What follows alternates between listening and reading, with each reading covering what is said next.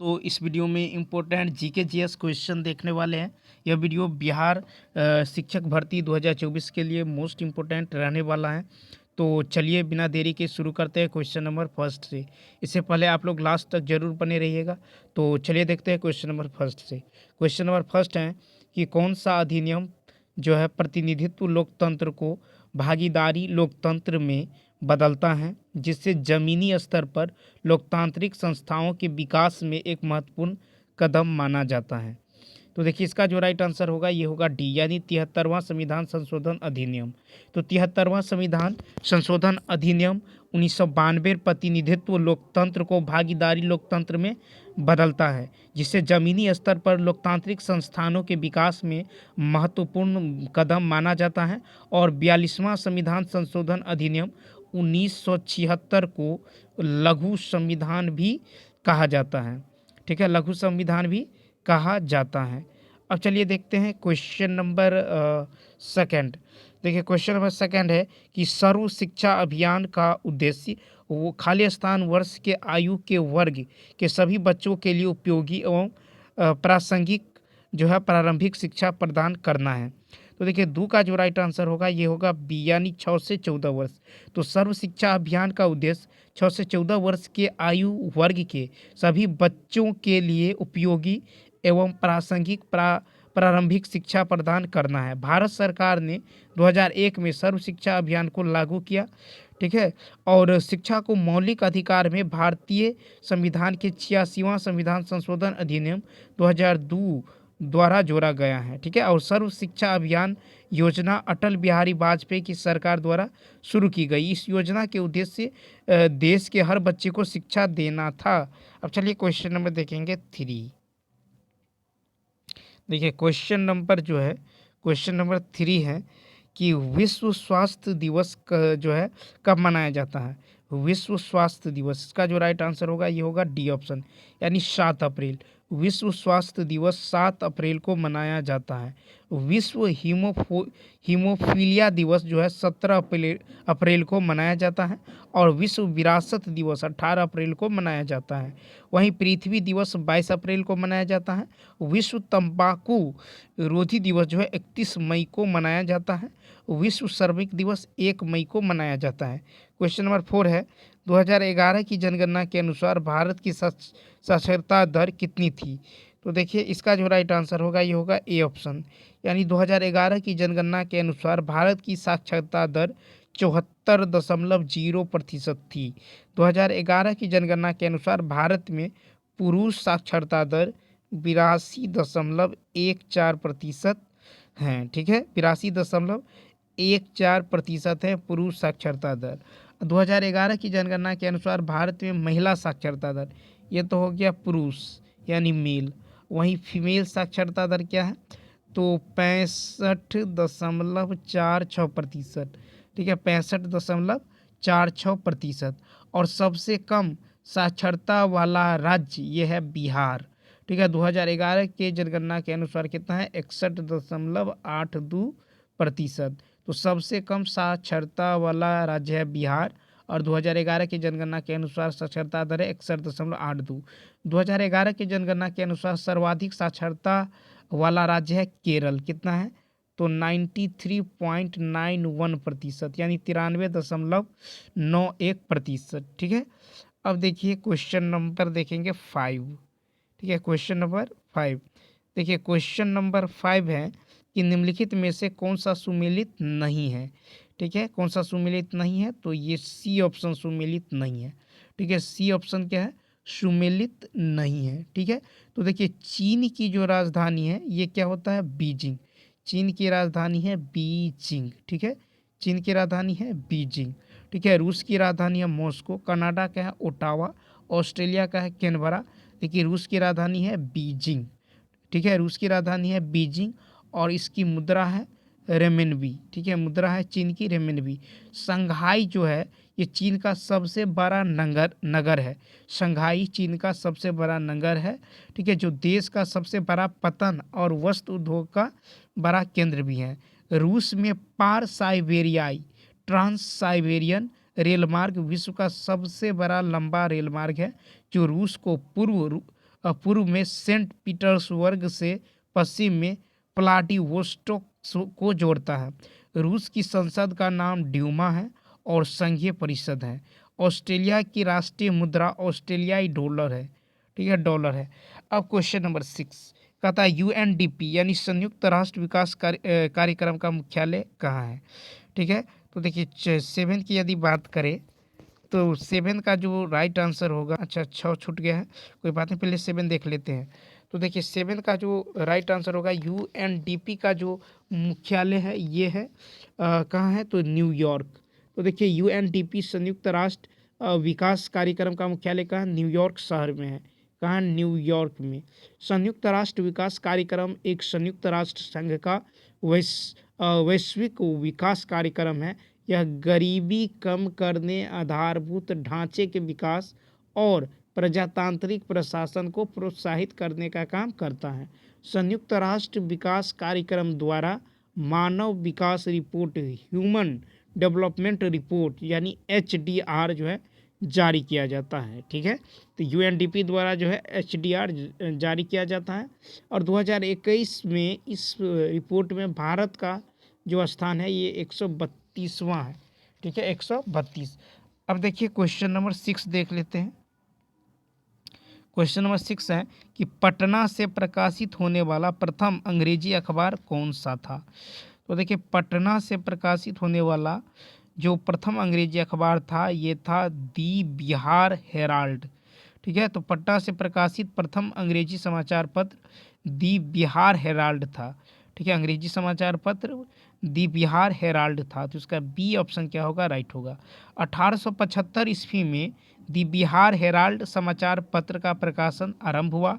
दी Bihar Herald के संपादक गुरु प्रसाद सेन थे और 1881 ईस्वी में पटना से इंडियन क्रॉनिकल नामक समाचार पत्र का प्रकाशन हुआ। वहीं 1894 ईस्वी में महेश नारायण ने दी बिहार टाइम्स का प्रकाशन आरंभ किया और 1921 में दी मदरलैंड समाचार पत्र मजहरुल हक द्वारा निकाला गया। 1921 में दी मदरलैंड समाचार पत्र मजहरुल हक द्वारा निकाला गया था। क्वेश्चन नंबर देखेंगे 8, ठीक है, क्वेश्चन नंबर 8। अब चलिए देखते हैं क्वेश्चन नंबर 8। देखिए क्वेश्चन नंबर 8 है कि सिंधु घाटी सभ्यता के लोग पूजा करते थे। सिंधु घाटी सभ्यता के लोग पूजा करते थे तो पशुपति की। सिंधु घाटी सभ्यता के लोग पशुपति की पूजा करते थे। हड़प्पा सभ्यता के सर्वप्रधान देवता महायोगेश्वर थे, ठीक है। और हड़प्पा वासी पेड़, जल, अग्नि आदि की पूजा भी करते थे। कथा लोथल एवं कालीबंगा से अग्नि देविका मिली है और कालीबंगा से अग्नि देविका में बलि प्रथा का भी प्रमाण मिला है। क्वेश्चन नंबर 9 कि बिग बैंग सिद्धांत निम्नलिखित में से किसकी व्याख्या करता है। तो देखिए 9 का जो आंसर होगा ये होगा डी यानी ब्रह्मांड का उद्भव का।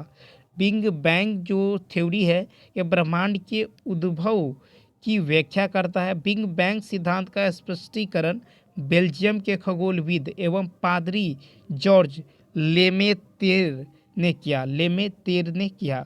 इस सिद्धांत के अनुसार अरबों वर्ष पूर्व ब्रह्मांड घनीभूत अवस्था में था और एक बिंदु के रूप में था, ठीक है। और देखिए महाविस्फोट ने अति सघन पिंड बिंदु को छिन्न भिन्न कर दिया। इस पिंड के टूटे हुए अंश अर्थात फोटोन तथा लेप्टोक्वार्क ग्लूऑन अंतरिक्ष में दूर दूर तक छिटक गए और उसी से आकाशगंगा बनी जो अभी तक गतिशील रही है, ठीक है। चलिए देखते हैं क्वेश्चन नंबर 10 कहता है भारत की खोज पुस्तक किसने लिखी है। तो देखिए इसका जो राइट आंसर होगा ये होगा सी। भारत की खोज जो है ये जवाहरलाल नेहरू की पुस्तक है, ठीक है। वहीं देखिए rediscovery of India Meghnad Desai ने लिखी है और ए ब्रूस विद लाइफ पुस्तक सतीश गुजराल ने लिखी है। ए न्यू वर्ल्ड ये अमित चौधरी की पुस्तक है और इग्नाइटेड माइंड्स पुस्तक APJ अब्दुल कलाम ने लिखी है और स्ट्रेट फॉर द हार्ट ये कपिल देव ने लिखा है, ठीक है। अब चलिए देखेंगे क्वेश्चन नंबर 11। क्या देखेंगे क्वेश्चन नंबर 11 तो चलिए देखते हैं। देखिए क्वेश्चन नंबर 11 है, क्वेश्चन नंबर जो है क्वेश्चन नंबर 11 है कि निम्नलिखित में से किसको सम्राट अशोक ने बौद्ध धर्म के प्रचार के लिए श्रीलंका भेजा था?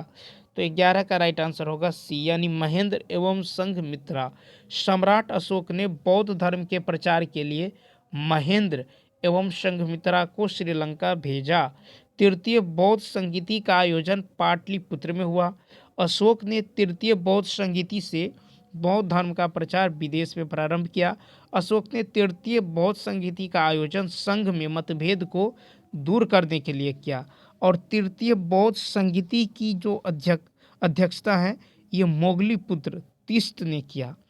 अब चलिए क्वेश्चन नंबर देखेंगे 12 का था बिहार राज्य में कितने मंडल हैं? तो देखिए जो है 9 मंडल है। बिहार में कितने मंडल हैं? 9 मंडल है। तो सी ऑप्शन क्या होगा? राइट होगा। भोजपुर प्रमंडल का गठन प्रस्तावित है। बिहार राज्य में कुल 38 जिले हैं। बिहार में कुल 38 क्या है? तो जिले हैं। ठीक है, बिहार में कुल 38 जिले हैं। बिहार में जो है 101 अनुमंडल है। बिहार में 101 क्या है? अनुमंडल है। और बिहार में 534 प्रखंड है। बिहार में 534 क्या है? तो प्रखंड है। ठीक है, और बिहार में एक महानगर है।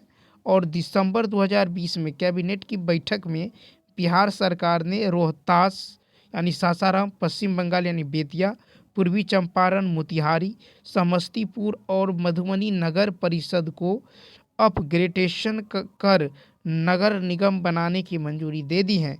इस प्रकार अब बिहार में नगर निगम की संख्या 17 हो गई है। तो बिहार में नगर निगम की संख्या कितनी हो गई है? 17 हो गई है। तो इस क्वेश्चन का सी ऑप्शन क्या होगा? राइट होगा। क्वेश्चन नंबर देखेंगे 13। तो चलिए देखते हैं क्वेश्चन नंबर 13। देखिए 13 है कि निम्न में से कौन सा संविधान का अनुच्छेद पंचायत की अवधि को परिभाषित करता है? तो इसका जो राइट आंसर होगा ये होगा सी, यानी अनुच्छेद 243 ई। अनुच्छेद 243 ई संविधान का अनुच्छेद पंचायत के अवधि को परिभाषित करता है। वहीं अनुच्छेद 243 ई के अनुसार पंचायत का कार्यकाल 5 वर्षों का होगा और इसका विघटन 5 वर्ष से पहले भी किया जा सकता है यदि तत्समय प्रवृत्त किसी विधि के अधीन ऐसा उपबंध हो। पंचायतों के विघटन की स्थिति में पंचायत का निर्वाचन 6 माह के अंदर करना आवश्यक होगा। ठीक है, अब चलिए देखेंगे क्वेश्चन नंबर 14। तो चलिए देखते हैं। देखिए क्वेश्चन नंबर देखेंगे यहाँ से 14। क्वेश्चन नंबर 14 है, क्वेश्चन नंबर 14 है कि उपराष्ट्रपति का मुख्य कार्य क्या है? उपराष्ट्रपति का मुख्य कार्य क्या है? तो राज्यसभा की बैठकों की सभापतित्व करना, यानी ए ऑप्शन। ठीक है, क्या होगा? A option.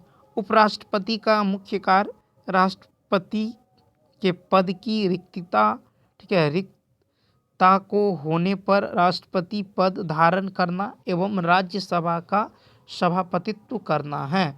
राज्यसभा राज्यों की प्रतिनिधि सभा होती है और भारत में उपराष्ट्रपति का पद जो है ये यूएसए से लिया गया है, अमेरिका से लिया गया है। क्वेश्चन नंबर 15 है कि निम्नलिखित में से कौन every vote account the story of India election पुस्तक के लेखक है? Every vote accounts the story of India election पुस्तक के लेखक कौन है? तो ये है नवीन चावला। कौन है? नवीन चावला, यानी D option. Naveen Chawla every vote counts the story of India's election पुस्तक के लेखक हैं। ठीक है, अब चलिए कुछ पुस्तक देखते हैं और उनके लेखक। जैसे देखिए इंडिया वर्सेज यूके पुस्तक के लेखक है सैयद अकबरुद्दीन। ठीक है, दिल्ली ए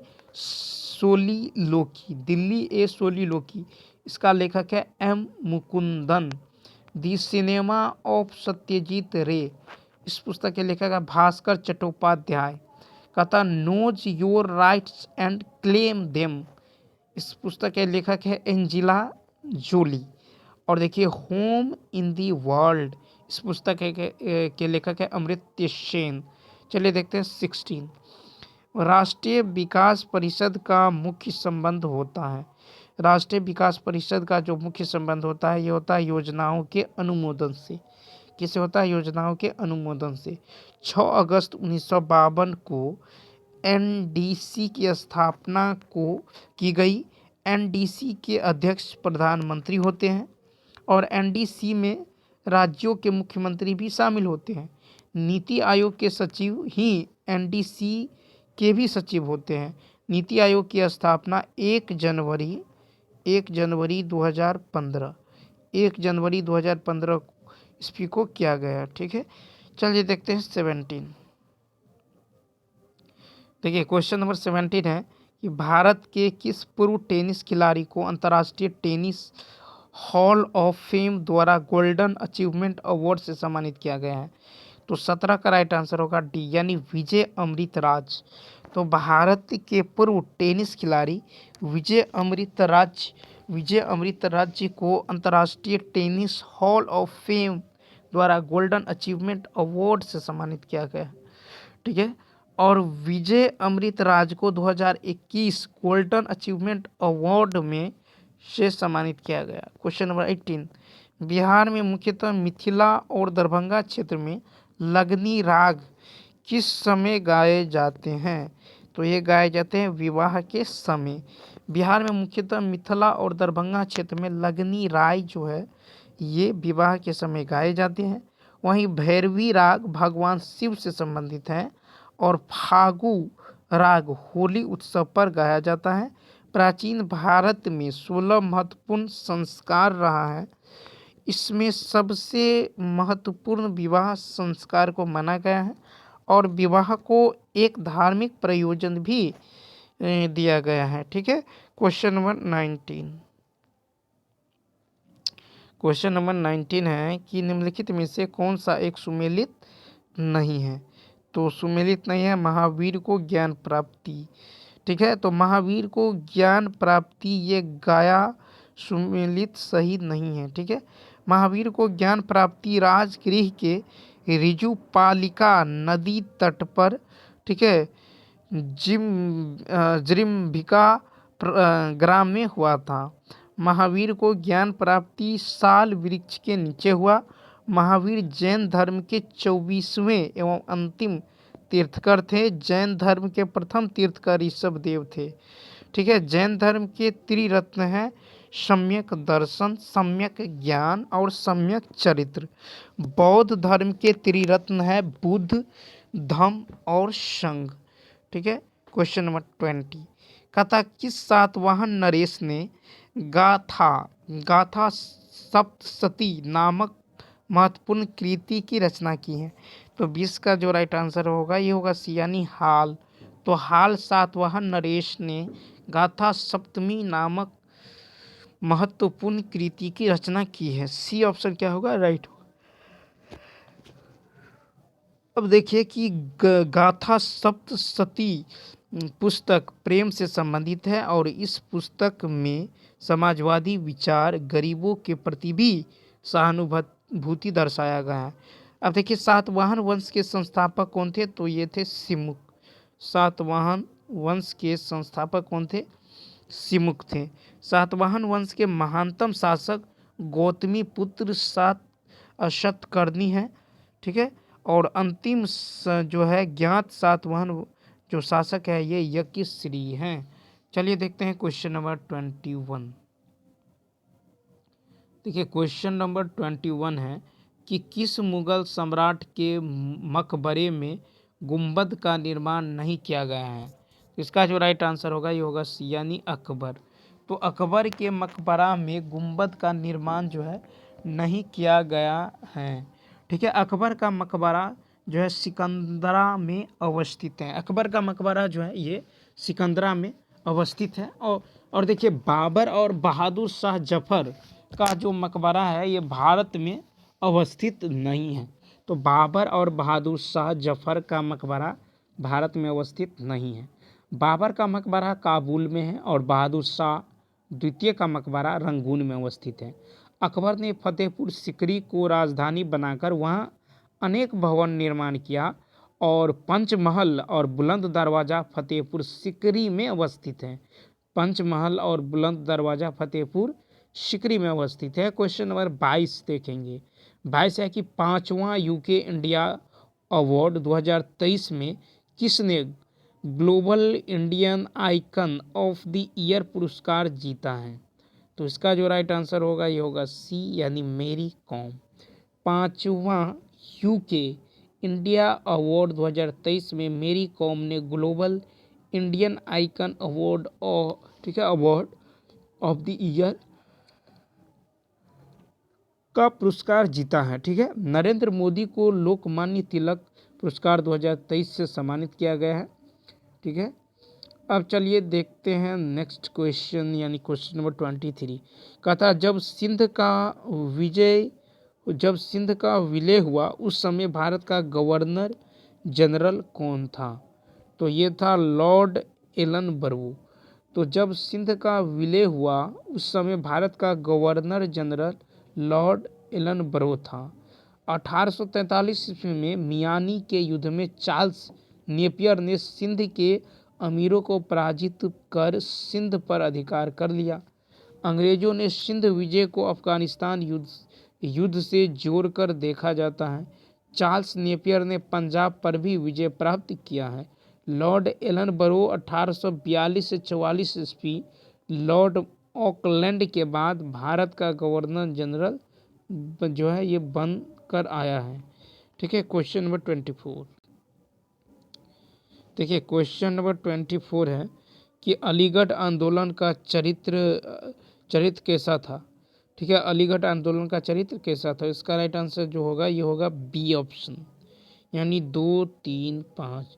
अलीगढ़ आंदोलन का चरित्र जो है ये ब्रिटिश समर्थक, ठीक है, ब्रिटिश समर्थक, कांग्रेस विरोधी और हिंदू विरोधी, ठीक है, और हिंदू विरोधी। अलीगढ़ आंदोलन की शुरुआत 1875 ईस्वी में हुई। अलीगढ़ आंदोलन से सर सैयद अहमद खान का संबंध था और सर सैयद अहमद खान प्रारंभ में देशभक्त थे जो आगे चलकर राजभक्त हो गया। मुस्लिम के सामाजिक धार्मिक आंदोलन के जो जनक हैं ये सैयद अहमद खान थे। ठीक है, चलिए देखते हैं क्वेश्चन नंबर 25। देखिए क्वेश्चन नंबर 25 है। क्वेश्चन नंबर 25 है कि सविनय अवज्ञा आंदोलन अंतिम रूप से कब वापस लिया गया? तो देखिए 25 का जो राइट आंसर होगा ये होगा डी। तो सविनय अवज्ञा आंदोलन अंतिम रूप से अप्रैल 1934 में वापस लिया गया। ठीक है, अप्रैल 1934 में वापस लिया गया। सविनय अवज्ञा आंदोलन के 2 चरण रहे हैं। प्रथम चरण तो 6 अप्रैल 1930 से 5 मार्च 1931 तक, 6 अप्रैल 1930 से 5 मार्च 1931 तक रहा। और द्वितीय चरण जो है गोलमेज सम्मेलन से गांधी जी के वापस लौटने पर शुरू हुआ। द्वितीय गोलमेज सम्मेलन जो है 3 जनवरी 1932 से अप्रैल 1934 तक जो है चला। और सविनय अवज्ञा आंदोलन के दौरान जो है हरिजन उत्थान कार्यक्रम जो है भी चलाया गया। क्वेश्चन नंबर 26 कहता भारतीय संविधान को किस भाग में राष्ट्रपति के चुनाव से संबंधित इन नियमों का जो है वर्णन किया गया है? तो इसका जो राइट आंसर होगा ये होगा डी, यानी भाग 5।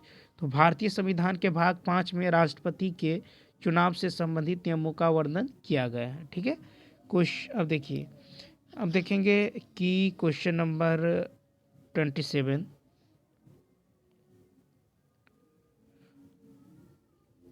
देखिए क्वेश्चन नंबर 27 है संविधान के उपबंधों के तहत किस प्रकार से भारतीय नागरिक की नागरिकता समाप्त हो सकती है?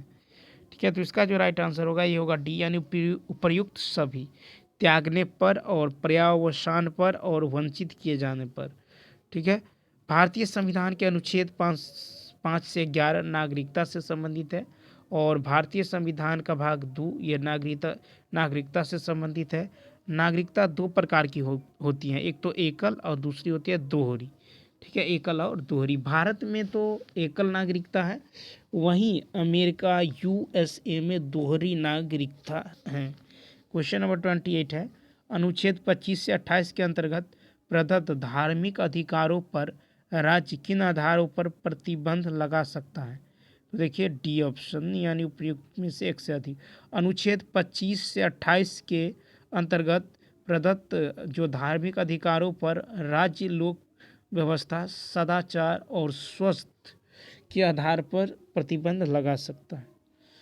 ठीक है, भारतीय संविधान की प्रस्तावना में धर्मनिरपेक्ष शब्द जोड़ा गया है और भारतीय संविधान में अनुच्छेद 25 के अधीन अंतःकरण की स्वतंत्रता दी गई है।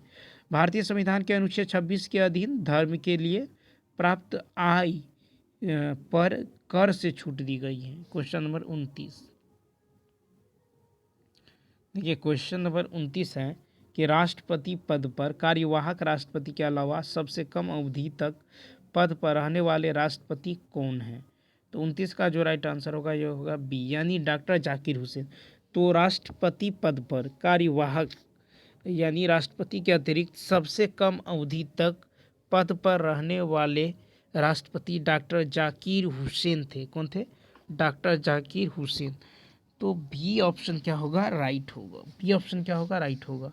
देखिए भारत के राष्ट्रपति डॉक्टर जाकिर हुसैन महान शिक्षाविद थे और जाकिर हुसैन क्रम में तीसरे राष्ट्रपति थे। वीवी गिरी जो है क्रम में चौथे राष्ट्रपति थे। भारत के राष्ट्रपति को संविधान के अनुच्छेद 53 द्वारा कार्यपालिका शक्ति का औपचारिक प्रधान बनाया गया है। अनुच्छेद 56 के अनुसार एक बार राष्ट्रपति चुने जाने के बाद 5 वर्षों के लिए कार्यालय ठीक है होता है। क्वेश्चन नंबर 30 है, निम्नलिखित में से कौन एक सुमेलित नहीं है? तो इसका जो राइट आंसर होगा ये होगा सी, यानी कोलकाता भूतापीय ऊर्जा केंद्र। तो देखिए कोलकाता भूतापीय ऊर्जा केंद्र जो है ये सही नहीं है। भारत में भावनगर में ज्वारीय विद्युत प्रोजेक्ट हैं। गुजरात में पवन एवं ज्वारीय ऊर्जा का स्रोत नहीं है। ठीक है, उसके बाद भावनगर में केंद्रीय नमक अनुसंधान केंद्र है। ठीक है, और भारत में सबसे अधिक ऊर्जा तापीय ऊर्जा जो है ये कोयला से प्राप्त होती है और कलपक्कम परमाणु शक्ति केंद्र ये चेन्नई में स्थित है। क्वेश्चन नंबर 31, देखिए क्वेश्चन नंबर 31 है कि हाल ही में किसके द्वारा प्रमुख पुस्तक Modi shaping a global order in flux जो है लिखा गया है? तो इसका जो राइट आंसर होगा ये होगा ए, यानी एस जयशंकर। ठीक है, क्या होगा? एस जयशंकर। एस जयशंकर वर्तमान में भारत के विदेश मंत्री हैं। Make in India 75 years of business and enterprise पुस्तक अमिताभ कांत द्वारा लिखा गया है। तो इसका जो राइट आंसर होगा, अच्छा तो इसका जो है ए ऑप्शन 31 का क्या होगा? ए। अब चलिए देखते हैं 32 में है कि स्प्रूस, फर तथा पाइन के वृक्ष मुख्यतः किस प्रकार के वनों में पाए जाते हैं? तो 32 का जो राइट आंसर होगा ये होगा डी, यानी टैगा। ठीक है, क्या होगा? टैगा। तो स्प्रूस, फर तथा पाइन के वृक्ष मुख्यतः टैगा पर जो है प्राप्त। ठीक है, इसका जो राइट आंसर होगा 32 का डी, क्या होगा? D option. पर्णपाती वन जो है उष्णकटिबंधीय वन है। ठीक है, ये भी याद रखना है। अब चलिए देखते हैं क्वेश्चन नंबर नेक्स्ट, यानी क्वेश्चन नंबर 33। ठीक है, अब देखिए क्वेश्चन नंबर 33 है कि ऋग्वेद में श्लोक जो है सविता से भी संबंधित है। सविता का अर्थ जो है किस देवता से है? तो इसका है सूर्य से। ठीक है, किससे है? सूर्य से। तो गायत्री मंत्र का उल्लेख ऋग्वेद में है। ऋग्वेद में 10 मंडल है। ऋग्वेद का 2 से 7 मंडल अभी पुरानी है। ठीक है, तो इसका जो है क्या होगा? सी ऑप्शन, यानी सूर्य होगा। ठीक है, वहीं देखिए कि ऋग्वेद के तीसरे मंडल के जो रचयिता है यह विश्वामित्र है। और 34 है कि जुलाई 2023 में लंदन में आयोजित विंबलडन 2023 में किस टेनिस खिलाड़ी ने पुरुष एकल का खिताब जीता है? तो इसका जो राइट आंसर होगा ये होगा बी, यानी कार्लोस अल्कराज। ठीक है, अल्कराज। तो इसका जो है बी ऑप्शन 34 का। 35 का देखिए, 35 की यदि बात करें तो 35 का क्या है, महाभारत के अनुसार, ठीक है, क्या है, महाभारत के अनुसार, महाभारत के, देखिए नेक्स्ट क्वेश्चन है कि महाभारत के अनुसार कौरव सेना के निम्नलिखित सेनापतियों में कौन सा जीवित जो है बचा था? ठीक है, तो इसका जो राइट आंसर होगा ये होगा बी ऑप्शन, यानी अश्वत्थामा। महाभारत के अनुसार कौरव सेना के निम्नलिखित सेनापतियों में कौन सा जीवित बचा था? अश्वत्थामा। तो देखिए, अश्वत्थामा द्रोणाचार्य के पुत्र थे। द्रोणाचार्य महाभारत के महत्वपूर्ण पात्रों यानी राजकुमारों के प्रशिक्षक थे। द्रोणाचार्य पुरस्कार जो है भारत सरकार द्वारा 1985 ईस्वी से दिया जाता है और द्रोणाचार्य पुरस्कार प्रशिक्षक गुरु को दिया जाता है। कर्ण को दानवीर कर्ण या अंगिका या सूत्रपुत्र भी कहा गया है। क्वेश्चन नंबर 36 कि 23 अगस्त 2023 को लॉन्च किया गया चंद्रयान 3 के लैंडिंग साइट का नाम प्रधानमंत्री नरेंद्र मोदी द्वारा इसरो की टीम को संबोधित करने के लिए क्या रखा है? तो देखिए, इसका जो राइट आंसर होगा ये बी, यानी शिव शक्ति।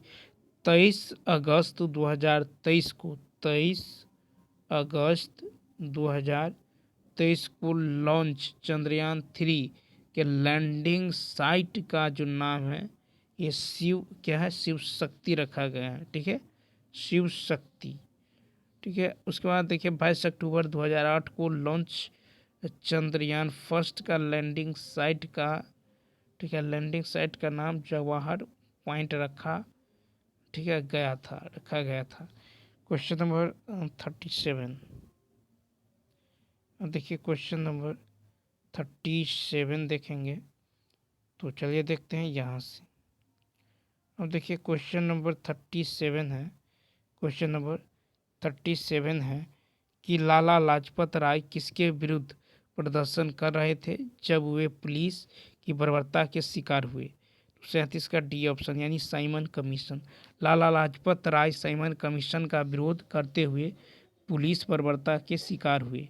लाला लाजपत राय को डंडा से पीटने वाला पुलिस अधिकारी स्कॉट था। भगत सिंह और उनके साथी ने पुलिस अधिकारी सैंडर्स की जो है हत्या कर दी और सैंडर्स की हत्या के आरोप में भगत सिंह, राजगुरु और सुखदेव को 23 मार्च 1931 ईस्वी को फांसी जो है दे दी गई है। साइमन कमीशन के विरोध का कारण उसमें एक भी भारतीय का न होना था। ठीक है, अब चलिए देखते हैं क्वेश्चन नंबर 38 है कि बाउल लोक नृत्य के साथ कौन सा भारतीय प्रदेश संबंध है? तो बाउल पश्चिम बंगाल का जो है लोक नृत्य है, तो सी ऑप्शन। ठीक है, बाउल पश्चिम बंगाल। देखिए रंगोली जो है नृत्य महाराष्ट्र का है और साथिया नृत्य जो है गुजरात का है। राव फीकात, मंदजारा, दमाली लोक नृत्य जम्मू कश्मीर और मेहंदी लोक कला राजस्थान की है। गोदना, अरिपन लोक कला ये सब जो है, ठीक है। अब देखिए भागरा पंजाब का लोक नृत्य है, ठीक है, जो ना क्या। तो उसके बाद देखिए इसका जो राइट आंसर होगा ये 38 का क्या होगा, सी ऑप्शन। 38 का क्या होगा, तो सी ऑप्शन होगा। रंगोली नृत्य महाराष्ट्र का है, ठीक है, और राव फीकात मंदजारा दमाली लोक नृत्य जम्मू कश्मीर की है। मेहंदी लोक कला ये राजस्थान की है और गोदना जो है ये अरिपन लोक कला का बिहार की है। ठीक है, भागरा पंजाब का लोक नृत्य है, ठीक है, जो पुरुष द्वारा किया जाता है। Question number 39। देखिए क्वेश्चन नंबर 39 है कि प्रजा समाजवादी पार्टी का संस्थापक कौन था? तो 39 का ए ऑप्शन, यानी जयप्रकाश नारायण। तो प्रजा समाजवादी पार्टी का संस्थापक जयप्रकाश नारायण थे। जयप्रकाश नारायण को लोक नायक की उपाधि दी गई है और जयप्रकाश नारायण ने 9 नवंबर 1942 ईस्वी को हजारीबाग जेल से भागकर नेपाल के जंगल में आज़ाद दस्ता की स्थापना की और 1979 ईस्वी में जेपी की मृत्यु हो गई और एम.एन. राय भारत में कम्युनिस्ट पार्टी के संस्थापक थे। 40 है कि पश्चिमी घाट की सबसे ऊंची चोटी कौन सी है? पश्चिमी घाट की सबसे ऊंची चोटी है जो कुद्रेमुख। पश्चिमी घाट की सबसे ऊंची चोटी का नाम कुद्रेमुख है। पश्चिमी घाट की को सह्याद्री भी कहा जाता है और 16 डिग्री उत्तरी अक्षांश रेखा, ठीक है। तो इसका जो है 40 का क्या होगा? ए ऑप्शन यानी कुद्रेमुख। 40 का कुद्रेमुख। पश्चिमी घाट को सह्याद्री भी कहा जाता है और 16 डिग्री उत्तरी अक्षांश रेखा सह्याद्री को दो भागों में विभाजित करती हैं, उत्तरी सह्याद्री एवं दक्षिणी सह्याद्री। उत्तरी सह्याद्री दक्षिणी सह्याद्री की सर्वोच्च चोटी क्रमशः काल सुबाई एवं जो है कुद्रेमुख है, ठीक है, कुद्रेमुख। तो इसका ए ऑप्शन क्या होगा? राइट होगा। ए ऑप्शन क्या होगा? राइट होगा। तो चलिए दोस्तों, इस वीडियो में इतना ही। यदि यह वीडियो अच्छा लगा हो तो लाइक शेयर और सब्सक्राइब करना ना भूलें। तो चलिए मिलते हैं नेक्स्ट वीडियो में। इस वीडियो में इतना ही। Thanks for watching.